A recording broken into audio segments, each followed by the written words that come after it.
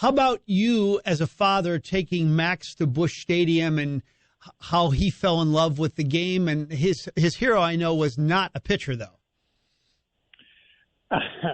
Well, he loved Ozzie Smith. That's for sure. What's not to love about Ozzie Smith? Of course, mine growing up was Bob Gibson, so we had a little bit everything covered. It was kind of fun. They asked Trey Turner, the outstanding batting champion from the Dodgers and Max's teammate, about Max being ready, and he said, "Yeah, he'll be ready. He's already angry." Can you describe Max and the intensity and where it came from, and just the fury he builds up on the mound?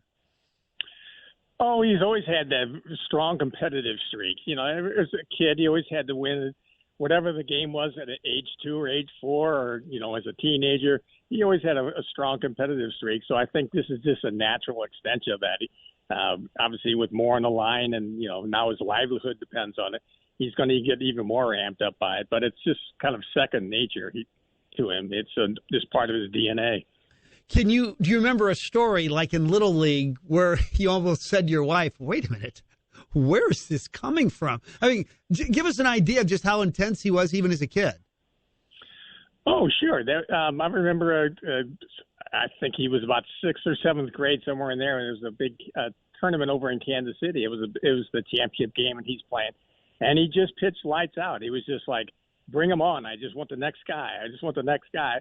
And as soon as the game's over, okay, good. That was good. That was fun. What goes on from here? He can just leave it on the field. So it's kind of always been that way.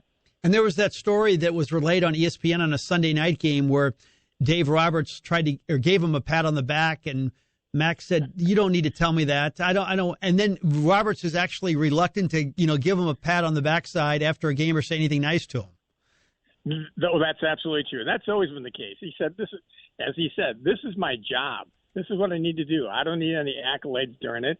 I'm just doing my job like everybody does." So, what about communication with you and Max? Have you talked lately, and do you talk after games, or give me an idea? Oh, Max is pretty good about that. After every start, he'll usually call us. Now, the problem lately has been he's now on the West Coast and we're on the East Coast, so it's sometimes in the middle of the night here. But he's pretty good about calling every game where we talk, and generally not really talk about the game, just talk about a little bit about baseball and talk about other things going on. So it makes for a nice regular phone call. How many kids does Max have now? He has 3. How old is the oldest? The oldest will be 4, and then he's got another daughter, 2, and then he's got his son was born back in May 2nd, so several months old. Can you tell yet if the 4-year-old, if the competitive gene has been brought to the 4-year-old? She's got that wild gene. So it's actually a second daughter has that kind of mean bully streak. So it's embedded in the first 2. We're going to wait to see for the third one where it's going to manifest itself. How about like nerve level for you? I know I've asked you this before, but you and your wife watching the game on TV, give me an idea of your nerves.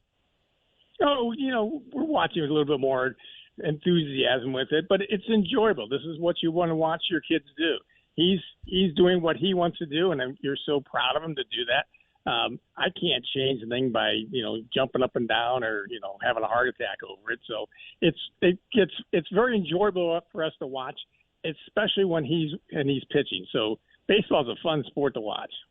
At what age or at what moment did you think he's not just a good player, he's got a chance? Oh, I can't put my finger on any one time. You just see it building. He always kept things right in front of him. When 6th grade, he worried about 7th grade. This week, he worried about the game next week. So I'm not sure if there was a particular time that said, "Oh, this is it." You could just see him developing more and more. And I think as he got to high school, and he got more exposure, I think that's actually when you sat there and do this. So, true or false, he did feel slighted when the Cardinals did not go after him hard enough when he was a free agent that one time. I'm not 100% sure about that, but I know he's always been a Cardinal fan. It's hard to grow up in St. Louis and not be a true Cardinal fan all the way. So he's always enjoyed with the Cardinals. We've got a great organization. It's been so it's always worked out well. What about his rapport with Wainwright? Do they ever cross paths? Are they friendly? Oh yeah, absolutely. I think Wainwright had I think he still does a fantasy football fundraiser, and I know Max participates with Wayno on that. So he and Wainwright are actually have been good friends over the years, and good competitors. Seems like every time he comes out, play the Cardinals, it's always against Wainwright.